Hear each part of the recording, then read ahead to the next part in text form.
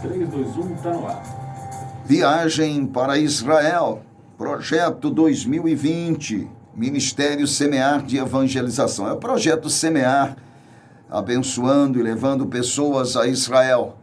E por isso eu estou fazendo esse convite antecipadamente para você que tem esse sonho de pisar nas terras de Israel. O seu sonho agora vai se tornar realidade. Isso mesmo, basta você colocar a sua fé em ação, querido. Como eu devo fazer, pastor, para ir nesta viagem no mês de julho? Muito bem, você procura a Tropical Turismo, ela está ali na Rua 1, número 170, no setor central. Lá estão os irmãos para te atender, o Marcelo, as irmãs, todos prontos para te atender. E vai te ajudar a entender e a programar toda esta viagem. Será uma bênção. Após isso, você não precisa preocupar com mais nada, a não ser esperar um momento e poder se alimentar destas maravilhas. Tem um telefone também à sua disposição, tá? Se você quiser comunicar ou saber maiores informações, é o 32 24 99 98. 3224 9998. Amados e queridos irmãos, nós falamos sobre as evidências proféticas que nos leva a olhar para o alto, porque é de lá que vem a nossa redenção. Estamos esperando a volta do Senhor Jesus, e a Bíblia diz que temos que esperar e apressar a volta do Senhor. Mas como eu posso apressar a volta do meu Deus? Testificando dele, pregando a sua palavra, para que a plenitude dos gentios venha a se completar, e Jesus então venha buscar a sua igreja. O que vai acontecer a qualquer instante, a qualquer momento. Eu tenho falado isso aqui, tenho falado muito. Jesus está voltando. Portanto, aquele que está brincando com Deus, não brinque, porque com Deus ninguém brinca e de Deus também ninguém zomba. E aqueles que estão tentando afrontar a Deus com as suas atitudes, achando que há impunidade da parte de Deus, estão redondamente enganados. Então a melhor coisa é se preparar para encontrar com o Senhor, porque pelas evidências proféticas que estão diante dos nossos olhos, Jesus está às portas. E nós falávamos ontem que a volta do Senhor Jesus vai se dar em duas fases. A primeira é o arrebatamento da igreja, quando Jesus vem e se coloca nas nuvens, e aí o seu povo, aqueles que perseveraram em servir ao Senhor até o fim, os fiéis, leais e autênticos servos de Deus, os que morreram em Cristo ressuscitarão primeiro. Depois nós, diz Paulo, os que estiverem vivos, seremos então arrebatados e juntamente subiremos ao encontro do Senhor nos ares, transformados, sim, um corpo incorruptível. Encontraremos o Senhor nos ares. Vai ser um momento tremendo, quando milhares e milhares vão desaparecer da terra num átomo de tempo. Por isso que não há nenhuma possibilidade de qualquer ser vivente que aqui ficar ver o arrebatamento. Eles terão a percepção depois de notarem que milhares e milhares desapareceram da terra. Muito bem, depois, então, do arrebatamento, querido, 7 anos se passam antes aí do acontecimento seguinte da segunda vinda. Durante esses 7 anos, a tribulação está ocorrendo aqui na terra, um período terrível. Não vamos detalhar aqui, mas é um período horripilante. E eu digo para você, não pague para ver, querido, porque vai ser um período terrível, terrível, onde Satanás vai estar operando na terra com toda a sua milícia terrível, e também a ira de Deus, o dia da vingança do nosso Deus, será derramado também sobre a terra. Enquanto todos os crentes estão desfrutando a ceia das bodas do Cordeiro na glória, tá? As coisas estarão pipocando aqui na terra. Será o período chamado a tribulação e depois a grande tribulação. Quando o período da tribulação, da grande tribulação chegar ao fim, Cristo virá de novo. Esta é realmente a segunda vinda, porque nessa ocasião, Cristo vem acompanhado aí de todos os seus santos e toda a milícia angelical. E o seu propósito ao vir é finalmente acertar as velhas contas com Satanás, salvar os remanescentes também de Israel. Cristo e os anjos batalharão aí contra o anticristo, e a batalha terá, por certo, um lugar aí no Oriente Médio chamado Armagedon. Já estivemos ali várias vezes contemplando aquele vale enorme, imaginando os exércitos das nações acampados ali para exterminar o que restou, não é, da nação de Israel, os que são os remanescentes, e esses clamarão ao Senhor, admitindo ser ele verdadeiramente o Cristo. E Jesus então vem para salvar os remanescentes e também dar um fim em Satanás e todas as suas hostes. O livro do Apocalipse descreve essa batalha, querido, numa linguagem bastante viva. Diz o texto em Apocalipse, capítulo 19, versículos 11 a 16. Preste bem atenção. Vi o céu aberto, diz João, e eis um cavalo branco. O seu cavaleiro se chama Fiel e Verdadeiro, e julga e peleja com justiça. Os seus olhos são chamas de fogo, na sua cabeça há muitos diademas. Tem um nome escrito que ninguém conhece senão ele mesmo.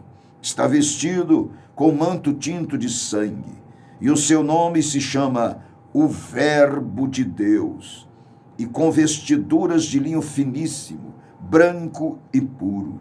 Sai da sua boca uma espada afiada, para com ela ferir as nações, e ele mesmo as regerá com cetro de ferro, e pessoalmente pisa o lagar do vinho do furor da ira do Deus Todo-Poderoso. Tem no seu manto e na sua coxa um nome inscrito: Rei dos Reis e Senhor dos Senhores. Aleluia. Amados, o registro bíblico, ele prossegue descrevendo a batalha que acontecerá no Armagedon em minúcias. No Apocalipse 19, a partir do verso 19 a 21, diz: E vi a besta e os reis da terra com seus exércitos congregados para pelejarem contra aquele que estava montado no cavalo e contra o seu exército. Mas a besta foi aprisionada, e com ela o falso profeta, que com sinais feitos diante dela, seduziu aqueles que receberam a marca da besta, e eram os adoradores da sua imagem. Os dois foram lançados vivos dentro do lago do fogo, que arde com enxofre. Os restantes foram mortos com a espada que saía da boca daquele que estava montado no cavalo. E todas as aves se fartaram das suas carnes. Está lá em Apocalipse capítulo 19. Então, Cristo lançará Satanás no abismo e o prenderá por 1000 anos. Apocalipse 20, versos 2 e 3. Amados e queridos irmãos, nesse meio tempo, aqueles que morreram como mártires durante a tribulação, aqueles que recusaram a marca da besta e creram na mensagem dos 144 mil que Deus vai levantar castos para fazer esta obra, e das 2 testemunhas que baterão de frente com o anticristo, serão ressuscitados dos mortos. O apóstolo João, ele viu isso acontecer em sua visão, e ele descreveu isso de maneira magnífica. Ele disse: vi também tronos, e nestes sentaram-se aqueles aos quais foi dado a autoridade de julgar.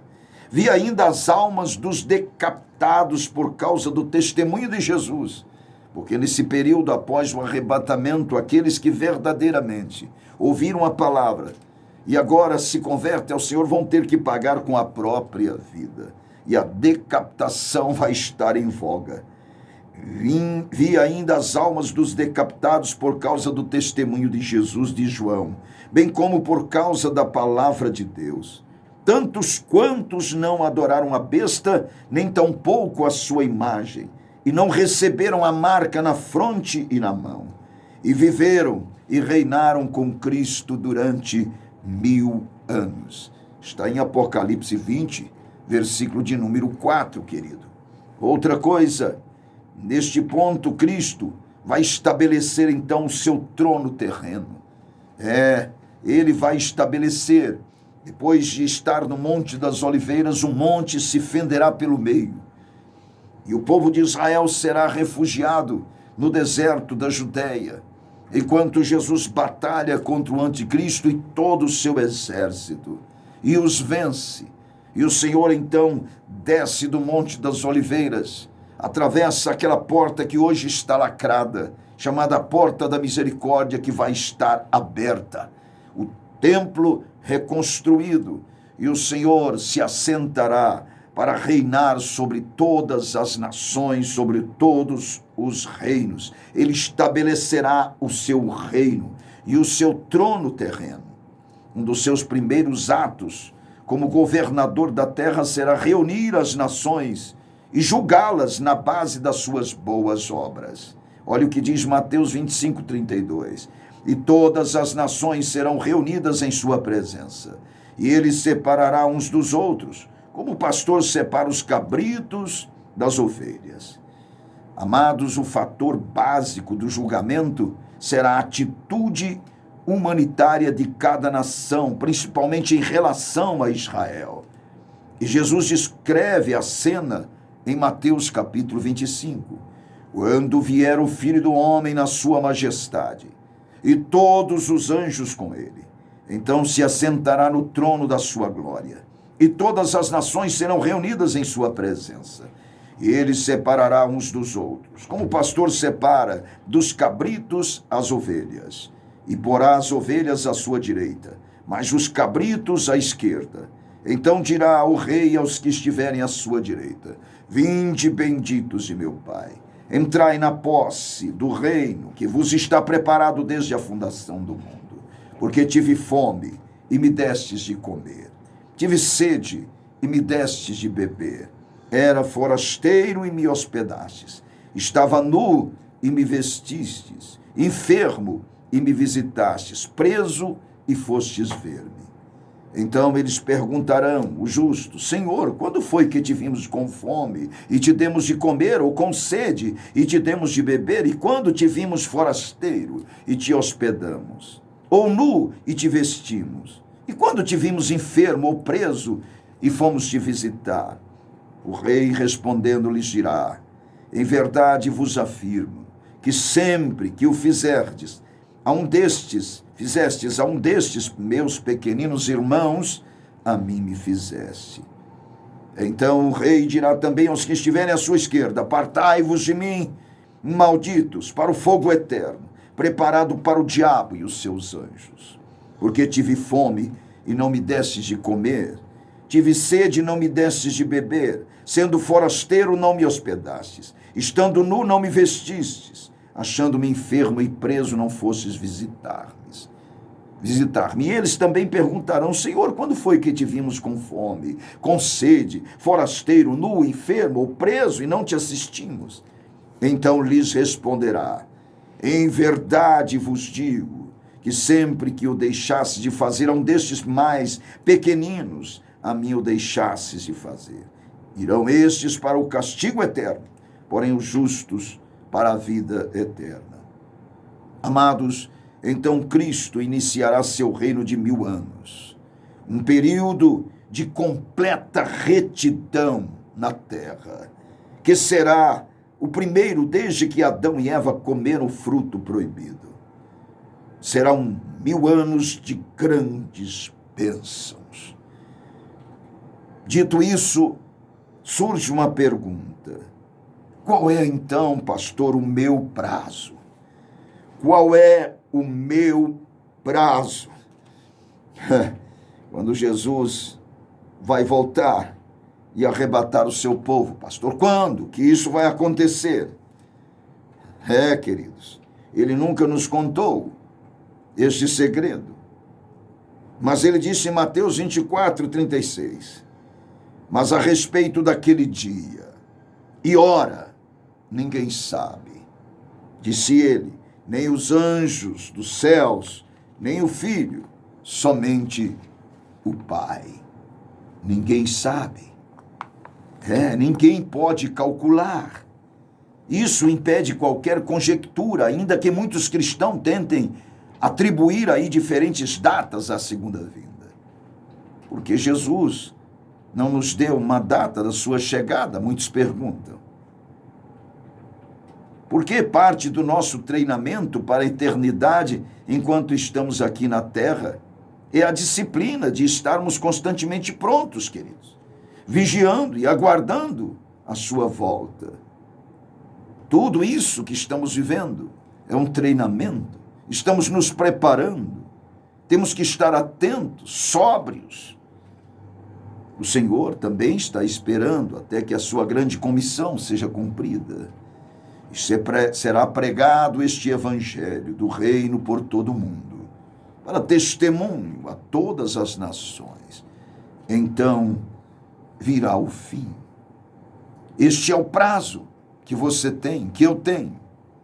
É hoje, agora. Se hoje ouvirdes a sua voz, não endureçais os vossos corações, como fizeram os israelitas no deserto. Não é para amanhã. Muitos dizem, vou viver hoje como Jesus voltasse amanhã. Não faça isso. Viva hoje como se ele voltasse hoje, agora mesmo. Porque tudo está diante dos nossos olhos, as evidências proféticas. E ele disse, quando menos esperarem, é quando todos parece que vão estar vivendo aí uma espécie de ilusionismo, distrações. Quando menos esperar, virá o Filho do Homem. Mas quais são os sinais indicadores? Falamos e vamos mencionar mais destes sinais. Mas deixo com você hoje esta palavra. Está prestes, pode acontecer a qualquer momento. Como está o seu relacionamento com o Senhor? Como está o seu comprometimento com Deus? Como está a sua vida com a igreja, o corpo de Cristo? Está se deixando embaraçar pela vida, pelos cuidados deste mundo? Aquele que amar este mundo, o amor do Pai não está nele. Que Deus te abençoe. E até o nosso próximo encontro. Mas, se até lá Jesus não voltar.